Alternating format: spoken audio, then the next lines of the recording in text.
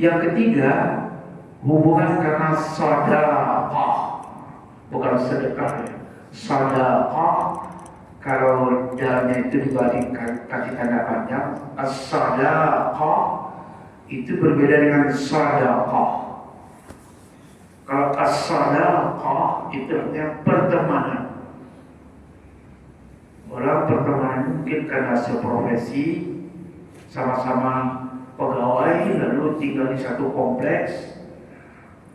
Mungkin dia juga adalah sama-sama tinggal dalam satu perumahan, ya, sama-sama beli rumah di sana. Itu namanya as-sadaqah. Diadakan arisan, diadakan pertemuan, acara-acara rutin, satu RT, satu RW, itu disebut namanya hubungan as-sadaqah. Nah, di dalam Islam, dari ketiga macam ini, sebenarnya yang paling abadi dan kuat itu adalah soal hubungan iman. Dengan tidak menafikan betapa eratnya orang hubungan antara kakak dan adik, antara paman dan keponakan, antara ayah kita yang saudara sepupu dan sebagainya. Tapi kalau hubungan agama, seagama itu lebih kokoh. Kalau sudah seagama, orang tidak mengenal lagi di satu masjid dari mana asalnya, sukunya, kampungnya, enggak. Karena di situ sudah ada terdapat orang yang seagama. Di masjid inilah contohnya. Allah Subhanahu wa Ta'ala menunjukkan kepada kita bahwa pergaulan hubungan kita di masjid itu adalah karena hubungan ukhuwatul iman atau ukhuwah Islamiyah. Maka dalam ayat ini Allah peringatkan jangan sampai putus hubungan iman itu karena faktor-faktor internal. Munaza'ah dakhiliyah, karena ada faktor-faktor dari dalam menyebabkan rusaknya hubungan kita dalam bersaudara kita dalam beragama. Ukhuwah fiddin. Oleh karena itulah Allah Subhanahu wa Ta'ala menyebutkan dalam ini doktrin yang paling utama adalah innamal mu'minuna ikhwah. Sesungguhnya orang mukmin itu bersaudara. Nanti juga ada hubungan antara sama kita karena pertemanan, karena hubungan kebangsaan. Itu nanti di ayat berikutnya, ya ayyuhannasu inna khalaqnakum min dzakarin wa untha wa ja'alnakum syu'uban wa qabaila. Hai manusia, kami ciptakan laki-laki dan perempuan. Nah, itu namanya ukhuwah insaniyah, ukhuwah wataniyah. Utamakan itu dulu ukhuwah yang kita sebut namanya tadi ukhuwatul iman, ukhuwah imaniyah atau ukhuwah Islamiyah. Oleh karena itu Allah Azza wa Jalla menyebutkan dalam ayat ini, wa aslihu baina akhawaykum. Maka wajib hukumnya kita melakukan islah, memperbaiki kembali hubungan yang kemungkinan retak, rusak, berlengkap karena faktor-faktor yang disebutkan dalam ayat berikutnya. Andai kata ada dua orang sedang berseteru, bertengkar, berselisih, wajib hukumnya ada yang mendamaikan. Apapun upaya yang hendak mendamaikan orang berselisih, dua kelompok yang sedang tidak cocok, itu wajib hukumnya menurut ayat ini. Sebaliknya apa? Haram hukumnya mengadu domba, memalas-malasi, memprovokasi, menyampaikan isu-isu yang menyebabkan terjadinya kerenggangan, kerusakan. Wa aslihu baina akhawaykum. Lakukanlah islah antara dua orang yang berteman yang sedang terganggu hubungannya. Karena itu dikaitkanlah soal islah, soal merawat hubungan iman tadi itu dengan takwa. Wattaqullah, bertakwalah kamu pada Allah. Mudah-mudahan kamu dirahmati, la'allakum turhamun. Ini sebuah koreksi bagi kita. Jadi orang bisa saja ibadahnya bagus, baca Qurannya baik, tapi ada persoalan dengan teman sendiri, terganggu hubungannya karena berbagai faktor. Inilah yang harus kita lakukan. Wa aslihu baina akhwaikum. Lakukanlah islah antara orang-orang yang sedang bertengkar, kelompok yang sedang berselisih. Kalau ada kata dalam perselisihan itu masih ingat kewajiban kita bertakwa, maka diharapkan perselisihan itu bisa mereda, hubungan renggang bisa rapat kembali. Inilah satu hal yang diperintahkan Allah dalam Al-Quran. Hadirin, dengan tidak bermaksud untuk menarik-narik ayat mengenai soal yang terjadi sekarang. Persoalan Islam kembali muncul sekarang. Saudara-saudara kita dari kalangan hadirin sedang mengalami masalah berat sekali. Kita benar-benar prihatin ya melihat perselisihan yang terjadi di kalangan suatu organisasi besar, Nahdlatul Ulama. Dulu pernah juga ya, tapi tidak seperti sekarang. Antara PBNU dengan Syuriah. Perselisihan terjadi, kita tidak akan mengasih bagaimana susahnya saling pecat-memecat dan kemudian berkembang terus. Sudah turun bilang mustasyar, sesepuh-sesepuh untuk mendamaikan, tetap tidak mau. Rupanya sudah mulai tidak terasa lagi adanya himbauan islah. Islah itu artinya ayolah berdamai. Kiai Ma'ruf Amin sebagai tokoh sesepuh, mantan ketua Aktif Ratis Am NU, kemudian juga mantan wakil presiden, itu seperti tidak didengar. Padahal yang terpilih menjadi ketua PBNU yang dipilih oleh Rais Am itu adalah keponakan sendiri, yaitu Kiai Zulfa Mustafa. Kalau seandainya ayat ini kembali dibacakan, ini mungkin menggugah supaya perselisihan internet itu dapat segera diatasi dengan sebaik-baiknya. Memang berat, tugas islah itu berat sekali. Di dalam tafsir Al-Munir yang kita baca, tugas islah itu dibebankan oleh Allah Subhanahu wa Ta'ala kepada mereka yang punya otoritas. Orang yang punya otoritas diwajibkan untuk melakukan islah. Siapa di antaranya punya wibawa, punya kewenangan, itu diwajibkan untuk melakukan islah. Kalau ada kata itu dibiarkan, maka nanti akan terjadi satu yang lebih parah lagi. Hadirin, di dalam berbagai hal yang terjadi pada masa Rasulullah, Nabi pun juga pernah melakukan islah antara sahabat-sahabat yang bermusuhan karena masalah-masalah sederhana. Ya, kita lihat contoh dalam yang terjadi pada sirah Nabi Sallallahu Alaihi Wasallam. Sahabat Ansar dengan sahabat Muhajirin. Sahabat Ansar pribumi, Muhajirin pendatang. Terjadi perebutan soal air, karena air di padang pasir pada waktu itu sangat mahal, sangat berharga.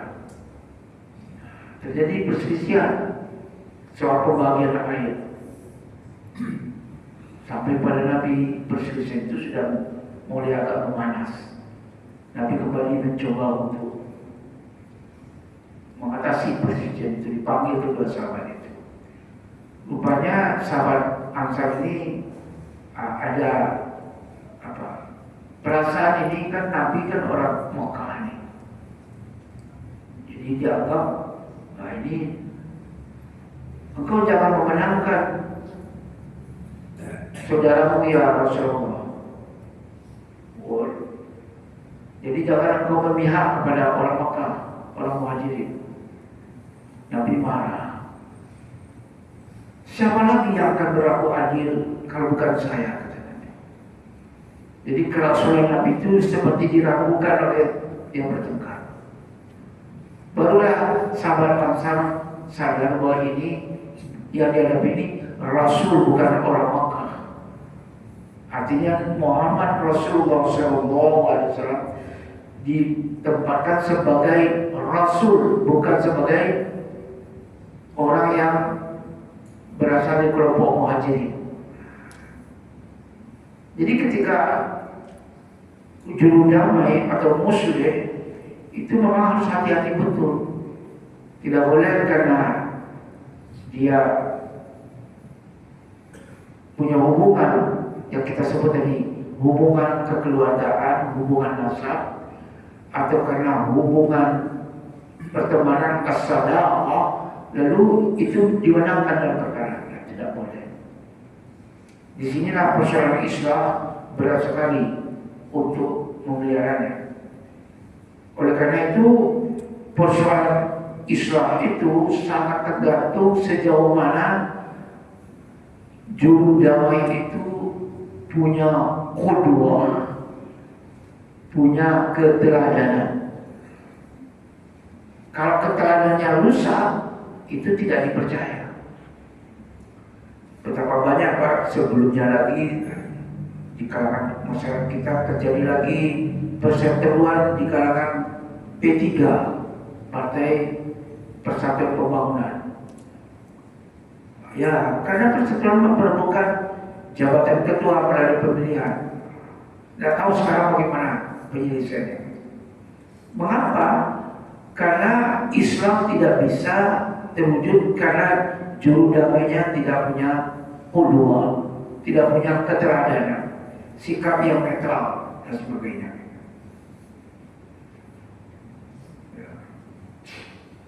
Apalagi ketika terjadi perang Siffin, dua peristiwa besar terjadi sesudah Rasulullah wafat yang menjadi noda hitam dalam sejarah Islam. Perang Siffin dan perang Jamal. Perang Jamal dulu antara kelompok yang memusuhi Ali dengan kelompok lain yang dipimpin menurut catatan sejarah pada Aisyah. Tapi itu menurut catatan sejarah yang sebenarnya Aisyah datang untuk meredakan janganlah kita berperang, tapi malah akhirnya tambah besar perselisihan. Kedua, terjadi lagi perang Siffin antara kelompok Ali dengan kelompok Muawiyah bin Abi Sufyan. Itu dua fitnah besar yang terjadi dalam sejarah. Mengapa? Karena tidak ada juru damai yang dapat dipercaya. Tidak ada negosiator yang dapat diyakini ketidakberpihakannya oleh kedua belah pihak. Sekarang lembaga-lembaga perdamaian itu sudah banyak contohnya. Oleh karena itulah hadirin, ini Allah Subhanahu wa Ta'ala mengingatkan tentang masalah wa aslihu ini. Mungkin di dalam kehidupan kita sehari-hari, dalam berkeluarga, di dalam kita berorganisasi, ketika kita berkumpul sesama pengurus, sangat berpotensi terjadinya perbedaan pendapat antara satu dengan yang lain. Maka ingatlah, Al-Quran menjadi rujukan dari segala persoalan yang kita hadapi. Quran mengatakan dalam ayat lain, wa nazzalna 'alaikal Qur'ana tibyanan likulli syai'in wa hudan wa rahmah wa busyra lil muslimin. Kami turunkan kepada engkau ya Muhammad kitab suci Al-Quran ini agar engkau dapat meletakkan Al-Quran, memfungsikan Al-Quran untuk menjelaskan semua persoalan yang dihadapi. Coba, itu janji dari Quran itu. Apapun masalah yang kita hadapi, sesungguhnya terdapat solusi penyelesaiannya dalam Al-Quran. Kalau kita pandai, kita mampu, kita bisa menggali dengan kecerdasan akal kita, Allah akan menunjukkan sabilal rasyad, jalan kecerdasan untuk mengatasi masalah. Apabila kita tidak mampu menggali Al-Quran, kita tidak pahami dan kita tidak jalankan, menjadilah Al-Quran semata-mata hanya dibaca tapi tidak berperan dalam hidup kita. Tibyana likulli syai'in. Kemudian Quran memberi hidayah, memberikan inspirasi kepada kita bagaimana mencari jalan keluar dari keperluan persoalan yang dihadapi. Yang ketiga, Quran menjadi rahmat. Orang berselisih bacalah Al-Quran. Mungkin di waktu malam, sampai sholat tahajud, sampai sholat subuh, cobalah bersama-sama kembali baca Quran. Di situ Tuhan akan menegur siapa yang merasa dirinya sudah berbuat salah.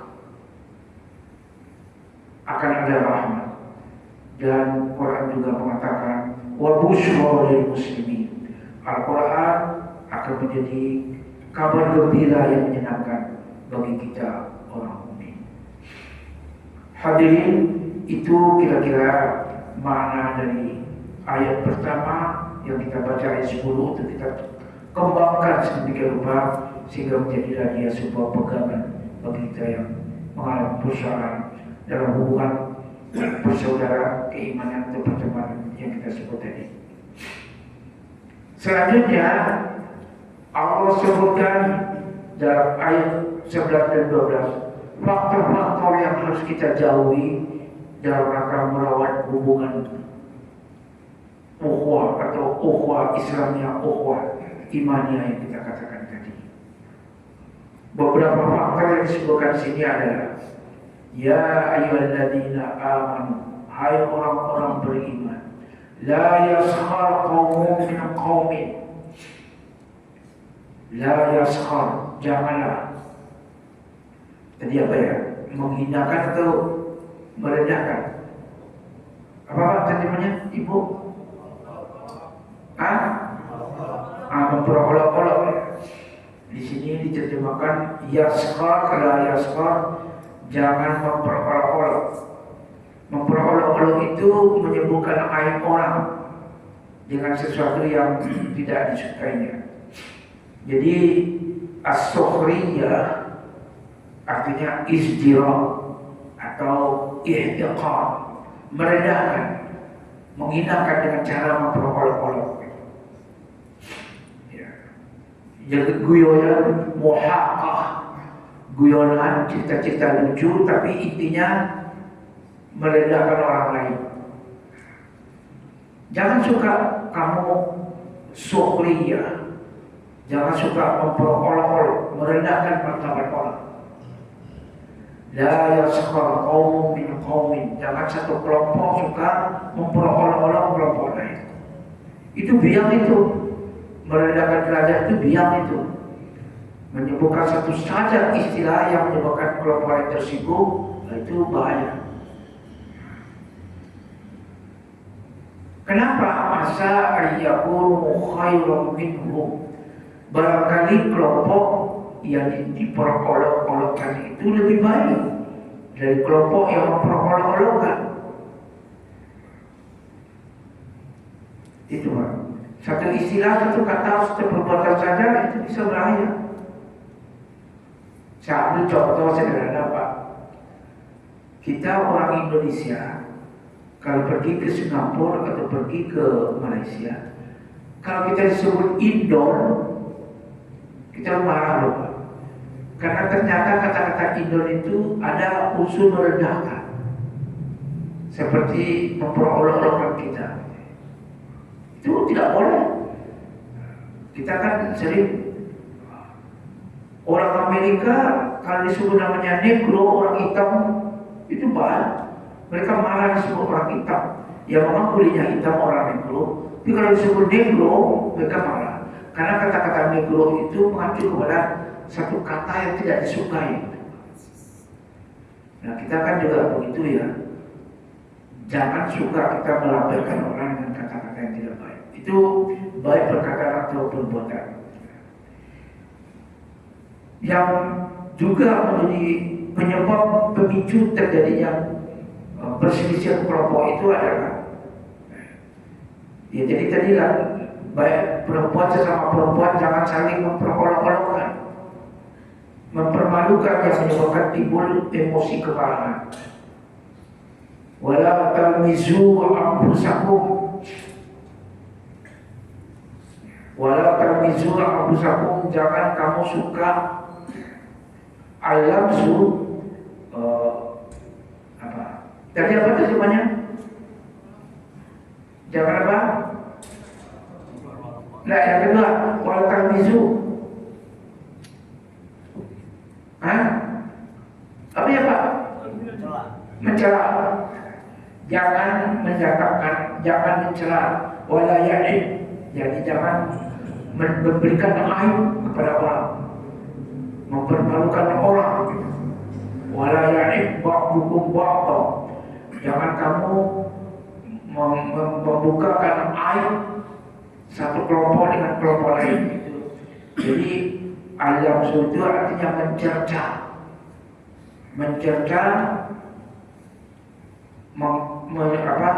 membukakan, membeberkan aib, itu disebut namanya al-lamzu. Wala talmizu anfusakum. Jangan kamu menyebutkan orang dengan kata-kata aib yang mereka tidak suka, baik dengan ucapan atau dengan isyarat. Jadi dengan isyarat aja Pak, dengan gerakan bibir saja itu bisa. Kalau orang kan gini, doang kalau nyebut sama orang yang tidak suka kita gini, itu sudah ribut itu. Jadi dengan kata-kata saja atau dengan isyarat itu bisa terjadi apa? Terjadi perselisihan, permusuhan. Jadi yang kedua adalah jangan suka melabelkan orang, jangan suka mencerca orang lain dengan bahasa atau dengan kedipan mata, dengan gerakan tangan, anggukan kepala. Itu bisa hanya dengan mulut gini aja, bisa kan? Itu bisa menyebabkan terjadi salah paham. Yang ketiga apa? Wala tanabazu bil alqab. Jangan kamu saling memanggil dengan panggilan-panggilan laqab yang tidak disukai. Seperti tadi juga. Memberikan laqab kepada suku, golongan, saya tidak usah sebut Pak, nanti malah pengajian ini malah itunya yang diingat. Dan boleh kita memberikan label satu kelompok, satu suku dengan label yang mereka tidak suka, tidak senang. Biarlah Bapak Ibu saja nanti yang menjelaskan supaya nanti jangan nanti dari pengajian ini muncul kata yang kemudian itu dipakai itu memperolok-olokkan orang. Wala tanabazu bil alqab. Bi'sal ismul fusuq. Sejahat-jahat, seburuk-buruk nama memanggil orang itu fasik. Karena kata-kata fasik itu mengacu kepada satu laqab, satu panggilan yang tidak disukai oleh agama.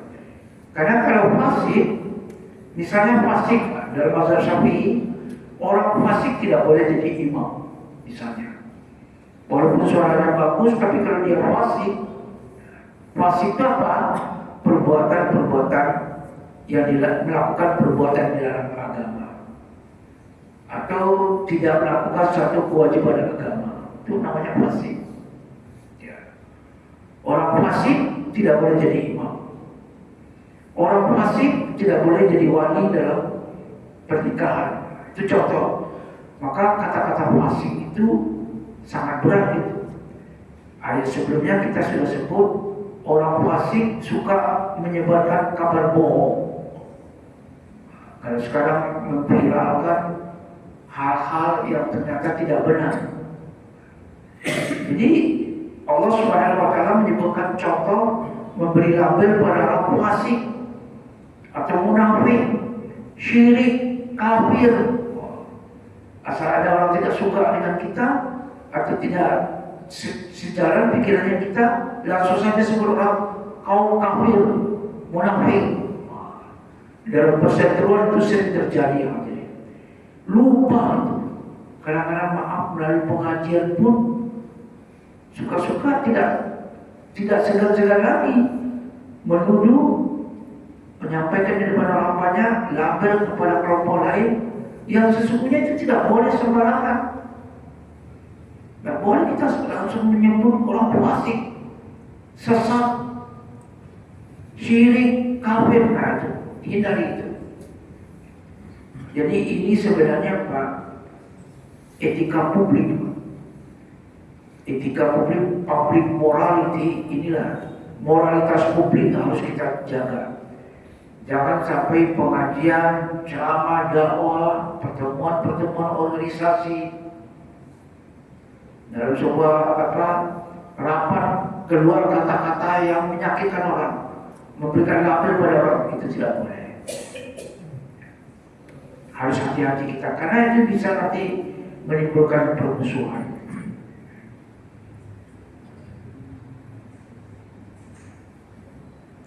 Barang siapa yang tidak bertobat, wa man lam yatub, barang siapa yang tidak bertobat, belum bertobat dari 3 macam ucapan, kalimat, kata-kata, perbuatan yang dilarang agama tadi, wa ulaika humud dzalimun, mereka adalah orang-orang yang zalim, berbuat durhaka, berbuat melanggar aturan yang ditetapkan oleh Allah. Pernahkah kita mempermalukan orang? Pernahkah kita melabelkan orang dengan kalimat atau kata yang mereka tidak suka? Itu kan, kalau kita tidak segera bertobat, Allah ingatkan kita telah berbuat zalim yang harus kita bertanggungjawabkan nanti di hari kiamat.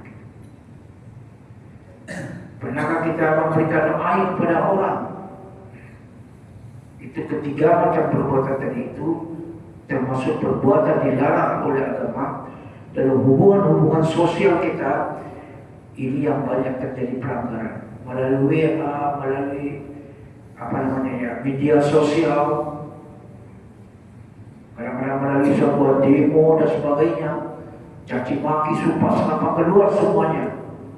Kita boleh marah, tapi ingat surah Al-Hujurat ini berlaku di mana di kapanpun kita berada. Marilah hadirin kita banyak bertobat kepada Allah kalau kita pernah melakukan 3 macam perbuatan yang salah tadi itu.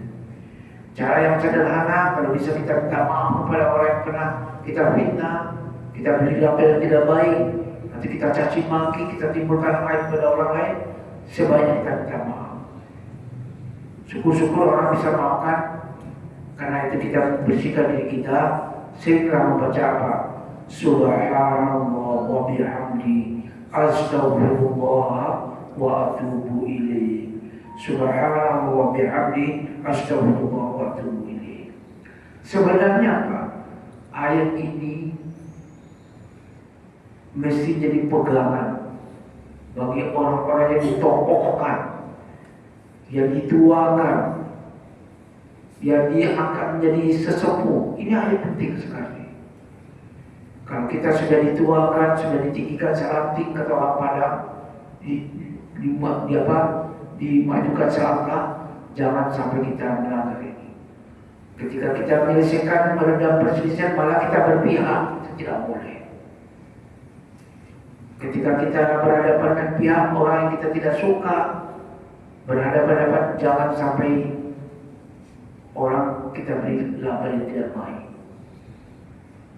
Seorang guru misalnya menghadapi murid yang bodoh, jangan sampai murid diberikan label yang akan menyebabkan dia ingat seumur hidup. Maaf, ini bukan untuk dicontoh. Kita semuanya pernah sekolah ya.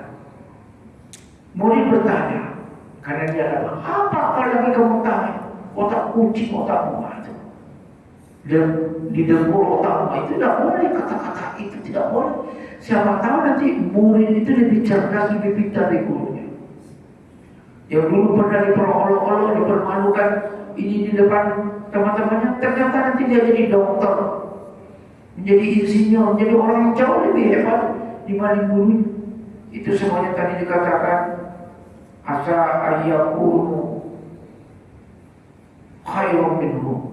Suatu kali nanti Allah tunjukkan fakta kenyataan yang pernah diperolok-olok itu ternyata jauh lebih baik daripada orang yang memperolok-olokkan atau yang mencemarkan nama baik dan sebagainya. Hadirin, kita lanjutkan yang terakhir ya. Ya ayyuhalladzina amanu ijtanibu katsiran minadh-dhonn. Nah, ini juga penyakit. Belum apa-apa sudah buruk sangka. Terlalu banyak kita curiga pada orang lain. Jadi kemarin ada di Makassar seorang mau balik. Penyakit kita sekarang penyakit TBC gaya baru. Kalau dulu kan TBC tahyul bid'ah muamalah. Sekarang TBC apa? Terlalu banyak curiga. Belum lagi ada satu klasifikasi tabayyun, penjelasan yang rinci, kita sudah punya sangka pada orang. Ya ayyuhalladzina amanu ijtanibu katsiran minadh-dhonn. Hai orang-orang beriman, janganlah sesungguhnya jauhilah oleh kalian banyak berburuk sangka. Inna ba'da dhanni ismun, karena di antara buruk sangka itu mengandung dosa. Ya. Jadi buruk sangka pada orang. Bisa nanti terjadi satu perseteruan karena soal buruk sangka. Dulu sudah kita sebut mungkin soal itu ya. Wala tajassasu, jangan kamu suka mengintel ya. Jangan kamu suka mengintel, tajassus, mencari-cari, melakukan satu penyelidikan tentang aurat, cacat, perilaku orang lain, mencari cara bagaimana menjatuhkan lawan, tajassus. Jangan kamu suka mengintai kesalahan-kesalahan orang lain. Wala yaqab ba'dukum ba'd, jangan kamu suka ghibah, menyebarkan aib orang sebagai kamu terhadap sebagian yang lain. Ayuhibbu ahadukum an ya'kula lahma akhihi maitan. Apakah kamu tegar? Apakah kamu suka memakan daging saudara yang sudah mati? Maka itu kamu tidak suka kan? Kata Allah. Nah, sekali lagi Allah katakan wattaqullah, bertakwalah kamu kepada Allah. Innallaha tawwabur rahim. Sesungguhnya Allah Maha menerima taubat dan Maha penyayang. Jadi ini penyakit lagi yang disebutkan buruk sangka pada orang, suka mengintai-intai kesalahan orang, mengumpulkan keterangan-keterangan tidak benar, termasuk yang palsu dikumpulkan tidak benar. Jangan juga suka menghibah. Ini juga di dalam persaingan usaha akan terjadi seperti itu. Satu perusahaan menjelek-jelekan produk perusahaan lain. Bukan bahaya obat-obatan juga begitu. Inilah etika publik yang disebutkan di dalam ayat, yang sesungguhnya sangat penting untuk kita pikirkan agar kita tidak terjebak di dalam sebuah kesalahan-kesalahan yang menyebabkan nanti kita menjadi orang yang zalim, kehilangan peluang kita mendapatkan pahala dari amal perbuatan yang kita lakukan. Mungkin kita bisa mengembangkan makna ayat ini lebih jauh. Mungkin kita dapat mencari pengalaman, mendapatkan pelajaran dari apa yang kita kaji pagi ini. Untuk itu, untuk berbagi kesempatan, saya silakan Bapak Ibu kalau nanti ada sesuatu yang ingin ditanyakan. Silakan Pak Ibu. Ya. Ada yang bertanya? Ya. Kalau tidak ada yang bertanya, saya ambilkan contoh dari kata-kata ghibah. Bagaimana Nabi mendefinisikan ghibah? Abu Dawud, Tirmidzi, Ibnu Jarir, dan Ibnu Jarir meriwayatkan dari Abu Hurairah. Seorang bertanya pada Nabi, "Ya Rasulullah, mal ghibah?" Wahai Rasulullah, apa sebenarnya disebut ghibah itu? Nabi menjawab, "Zikruka akhaka bima yakrah." Menyebut-nyebut mengenai saudaramu tentang sesuatu yang dia tidak suka. Orang bertanya lagi, "Apa ra'aita in kana fi akhi ma aqul?" Bagaimana kalau yang saya ciptakan menjadi saudara saya itu memang kenyataan faktanya ya Rasulullah? Nabi menerangkan lagi, "In kana fi ma taqul faqad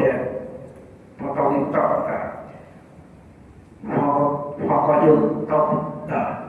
Seandainya apa yang kamu sampaikan, yang kamu ceritakan itu memang sesuai dengan kenyataannya, itulah ghibah. Wa illam yakun fihi ma taqulu, seandainya yang kamu katakan itu tidak sesuai dengan kenyataan, kamu kamu berbuat bohong, faqad bahatta, engkau telah berbuat buhtan, berbuat kebohongan yang nyata. Jadi ghibah itu memang berat kita menghindarinya. Oleh karena itulah pengajian ini mengingatkan kita tentang dosa-dosa yang timbul karena kita melanggar adabul mukmin atau adabul amma, public morality yang kita sebutkan di dalam berbagai ayat tadi itu. Hadirin, waktunya cukup ya. Saya kira kalau tidak ada yang bertanya, sebenarnya masih banyak yang bisa kita kaji masalah yang terkait tadi dengan soal yang disebutkan dalam ayat 10 sampai 12 ini. Tapi saya kira cukup sekian.